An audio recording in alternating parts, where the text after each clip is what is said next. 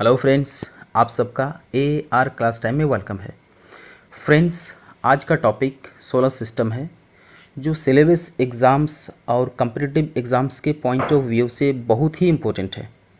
जितनी बार solar system पढ़ते हैं उतनी बार हमें बहुत सारी नई नई बातों का इल्म होता है। आज हम लोग सोलर सिस्टम को अच्छी तरह से समझेंगे।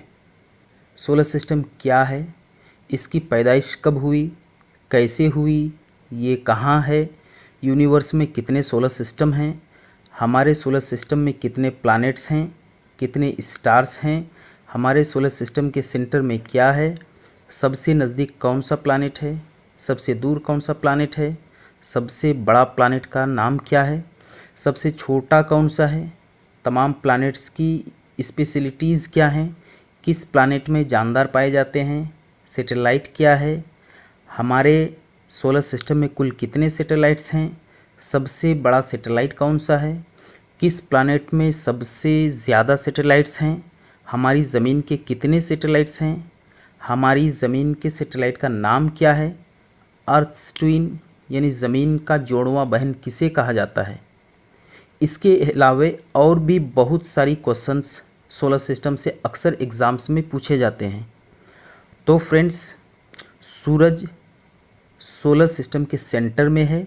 ज़मीन और ज़मीन की तरह प्लैनेट्स, उन प्लैनेट्स के सभी सैटेलाइट्स, एस्टेरॉइड्स, कामेट्स और मेटियर्स सूरज के चारों तरफ चक्कर काटते रहते हैं। सूरज और इसके चारों तरफ घूमने वाले सभी को सूरज का ख़ानदान या सोलर सिस्टम कहा जाता है। सोलर सिस्टम का फॉर्मेशन बिग बैंग के बाद हुई है।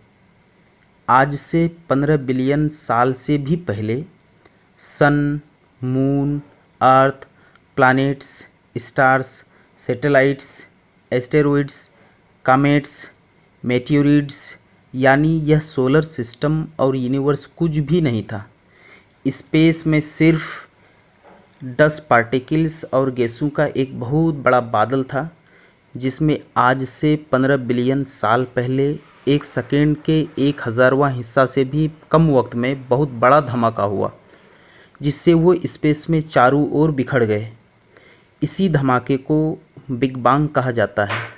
सेंट्रल पॉइंट में हाइड्रोजन और हेलियम गैस वहाँ मौजूद एलिमेंट्स के साथ मिलकर एक दहकता हुआ आग के गोले की तश्कील की, जिसे सन यानी सूरज कहा जाने लगा। यूँ ही सन का फॉर्मेशन हुआ तो वह न्यूक्लियस का अमल अंजाम देने लगा और अपने चारों तरफ बिखरे एलिमेंट्स और गैसों को घूमने पर मजबूर कर दिया। और फिर लाखों लाख सालों की मुद्दत में सन के चारों ओर घूमने वाले एलिमेंट्स, डस्ट पार्टिकल्स और गैसों के ज़र्रात की स्ट्रक्चर में चेंजिंग आती रही, जिसके नतीजे में अर्थ, सभी प्लैनेट्स, सैटेलाइट्स, एस्टेरॉइड्स, कामेट्स और मेटियोरिट्स का फॉर्मेशन हुआ। और ये सब एक सिस्टम के तहत अपना अपना अमल अंजाम दे रहे हैं। इसीलिए सन और इसके चारों ओर घूमने वाले सभी को मजमूई तौर पर सोलर सिस्टम कहा जाता है। सोलर सिस्टम का फॉर्मेशन 5.6 बिलियन साल पहले हुआ। हमारा सोलर सिस्टम मिल्की वे गैलेक्सी में है। हमारे सोलर सिस्टम में कुल 8 प्लैनेट्स हैं। सूरज से दूरी के लिहाज से मर्क्यूरी सबसे नज़दीक और नेपच्यून सबसे दूर वाक़ प्लैनेट है। साइज़ के एतबार से जुपिटर सबसे बड़ा और मर्क्यूरी सबसे छोटा प्लैनेट है। सोलर सिस्टम में कुल 173 सैटेलाइट्स हैं। अर्थ के 1 सैटेलाइट और जुपिटर के 67 सैटेलाइट्स हैं। Friends, some notable facts of the solar system and its planets, यानी सोलर सिस्टम और इसके जो प्लैनेट्स हैं इनके कुछ अहम खुसूसियात हैं। नंबर 1, सोलर सिस्टम का फॉर्मेशन 5.6 बिलियन साल पहले हुआ। और नंबर 2, सोलर सिस्टम में कुल 8 प्लैनेट्स हैं और इन 8 प्लैनेट्स के जो हैं अलग अलग स्पेशलिटीज़ हैं। जैसे सबसे पहला प्लैनेट मर्क्यूरी, जो सूरज से नज़दीक यानी सबसे नज़दीक और साइज में सबसे छोटा है। नंबर 2, वेनस यानी दूसरा प्लानेट वेनस है। सोलर सिस्टम का सबसे गर्म प्लानेट है ये। सूरज के सामने वाले हिस्से का टेम्परेचर 465 डिग्री सेल्सियस होता है। कार्बन डाइऑक्साइड की मिकदार ज़्यादा होने की वजह से ही सबसे ज़्यादा गर्म है। इसे evening star, morning star, wheeled planet और अर्थ्स ट्विन यानी ज़मीन की जोड़वां बहन भी कहा जाता है। तीसरा नंबर का प्लानेट हमारी ज़मीन यानी अर्थ है। दूरी के लिहाज से तीसरा और साइज़ के एतबार से पांचवां बड़ा प्लानेट है। इसे वाटरी प्लानेट और ब्लू प्लानेट भी कहा जाता है। अर्थ 8 प्लानेट में से अकेला प्लानेट है जिसमें लाइफ पाई जाती है। अर्थ के एक ही सैटेलाइट है जिसे मून कहा जाता है। अर्थ का एवरेज टेम्परेचर 15 डिग्री सेंटीग्रेड है। चौथा प्लानेट मार्स है। इसमें आयरन की मिकदार ज़्यादा है, इसीलिए मार्स रेड दिखाई देता है। इसे रेड प्लानेट भी कहा जाता है। इसके 2 सैटेलाइट हैं। Number 5 Jupiter. ये जुपिटर प्लानेट सोलर सिस्टम का सबसे बड़ा प्लानेट है। इसमें फोर्स ऑफ ग्रेविटी भी सबसे ज़्यादा है, इसीलिए इसके चारों ओर घूमने वाले सैटेलाइट्स की तादाद सबसे ज़्यादा है।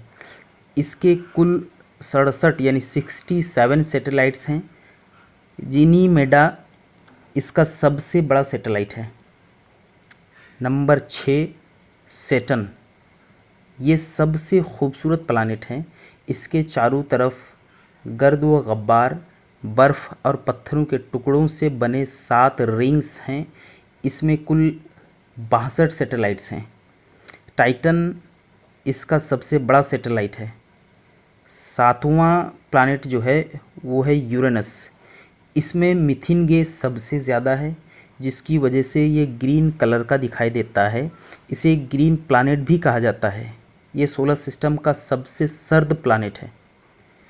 नंबर 8 और यूरेनस के 27 सैटेलाइट्स हैं। 8वां नंबर जो प्लानेट है वह है नेपच्यून। ये 8वां और सबसे आखिरी है, यानी सोलर सिस्टम का सबसे दूर प्लानेट है। ये सबसे दूर में वाक़ प्लानेट है। इसमें मीथेन और हीलियम गैस ज़्यादा पाई जाती है, जिसकी वजह से ये ब्लू दिखाई देता है। इसके 14 सैटेलाइट्स हैं। फ्रेंड्स, सोलर सिस्टम के जो 8 सैटेलाइट हैं, पहले जो सबसे पहला और दूसरा मरकरी और जो वेनस है, इन दोनों के सैटेलाइट्स नहीं हैं और बाकी सब के कहीं ना कहीं सैटेलाइट्स हैं। प्लूटो सोलर सिस्टम का 9वां प्लानेट माना जाता था, लेकिन साइंसदानों के मुसलसल रिसर्च के बाद उसे 2006 में इंटरनेशनल एस्ट्रोनॉमिकल यूनिट ने ड्वार्फ प्लानेट का नाम करार दिया। ये चांद से भी छोटा प्लानेट है, इसलिए इसको ड्वार्फ प्लानेट कहा जाता है। फ्रेंड्स, ये सैटेलाइट क्या हैं? तो सैटेलाइट दरअसल प्लानेट के ही टूटे हुए हिस्से हैं, जो अपने प्लैनेट्स के फोर्स ऑफ ग्रेविटी की वजह से उन्हीं के चारों तरफ चक्कर लगाते रहते हैं। सैटेलाइट भी सूरज की रोशनी से ही रोशन हैं।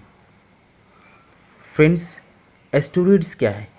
एस्टेरॉइड्स और सैटेलाइट्स यानी एस्टेरॉइड प्लैनेट्स और सैटेलाइट के अलावा बहुत सारे छोटे छोटे टुकड़े एक फिक्स्ड ऑर्बिट पर सूरज के चारों तरफ चक्कर लगाते रहते हैं, उसे ही मजमूई तौर पर एस्टेरॉइड्स कहा जाता है। और एस्टेरॉइड्स जो है वो एक साथ रहते हैं तो एक तरह का वो बेल्ट दिखाई देता है, इसलिए वहाँ जो एस्टेरॉइड्स की मजमूई से जो बेल्ट बनता है उसे एस्टेरॉइड बेल्ट भी कहा जाता है। इसी के अंदर इनर प्लैनेट्स और इसके बाहर आउटर प्लैनेट्स हैं, यानी 4 प्लैनेट। पहले जो 4 प्लैनेट्स हैं यानी मर्क्यूरी, वेनस, अर्थ और मार्स, इसे हम इनर प्लैनेट्स कहते हैं, जो एस्टेरॉइड बेल्ट्स के अंदर हैं। और एस्टेरॉइड बेल्ट्स के जो बाहर हैं वो भी 4 हैं, यानी जुपिटर, सैटर्न, यूरेनस और नेपच्यून। तो फ्रेंड्स, अब सवाल होता है कि कमेट्स क्या हैं? तो फ्रेंड्स, कमेट्स वो टुकड़े होते हैं जिसके आखिरी हिस्से में दुम जैसा दिखाई देता है। असल में फ्रेंड्स, ये दुम नहीं है, इसके साथ जो गैस, गर्द गब्बार वगैरह एलिमेंट्स हैं वो उनके साथ दुम जैसा लगता है, और जब ये सूरज की रोशनी से रोशन होता है तो दुमदार सितारे की शक्ल में चमकता है, इसलिए इसे दुमदार सितारा भी कहा जाता है। ज़मीन से हीली नाम का दुमदार सितारा 76 साल के बाद दिखाई देता है। आखिरी बार 1986 ईस्वी में देखा गया था। फ्रेंड्स, ये मेटियर्स की बात करें तो मेटियोरिड्स किसे कहते हैं? फ्रेंड्स, कभी कभी आसमान पर रोशनी की लकीरें ज़मीन पर गिरती हुई दिखाई देती हैं, उसे ही मेटियोरिड्स कहा जाता है। दरअसल ये पत्थर के छोटे छोटे टुकड़े होते हैं जो आसमान में घूम रहे हैं और ज़मीन की फोर्स ऑफ ग्रेविटी की वजह से तेज़ी के साथ ज़मीन की तरफ आपस में रगड़ खाकर जलते हुए आते हैं। कभी कभी ये मेटियोरिड्स जलते हुए सितारों के फव्वारे की तरह ज़मीन की सतह पर तेज़ रफ्तारी से गिर पड़ते हैं, जिसे मेटियर शावर भी कहा जाता है। फ्रेंड्स, इसमें एक मिथ भी है, यानी कहावत भी है कि जब हम लोग आसमान पर, और ये ज़्यादातर औरतें करती हैं, कि आसमान पर जब कोई टूटता हुआ तारा हम लोग देखते हैं, असल में वो टूटता हुआ तारा नहीं है, यही मेटियोरिड्स होते हैं। तो उस वक्त फ़ौरन हम लोग अपने नाखून को जो है वो छूते हैं उससे और अपनी मन्नत मांगते हैं। हकीकत में साइंस के पॉइंट ऑफ व्यू से इसकी कोई बड़ी अहमियत नहीं है, इसका दूर दूर तक कोई वास्ता नहीं है कि आप उससे टूटते हुए तारे को देखकर मन्नत जो भी मांगें वो पूरा होगा। ये बस पुराने ज़माने से लोगों का ख्याल है। तो फ्रेंड्स, हमारी दुआ और नेक ख्वाहिशात हमेशा आपके साथ है। पढ़ते रहो, बढ़ते रहो।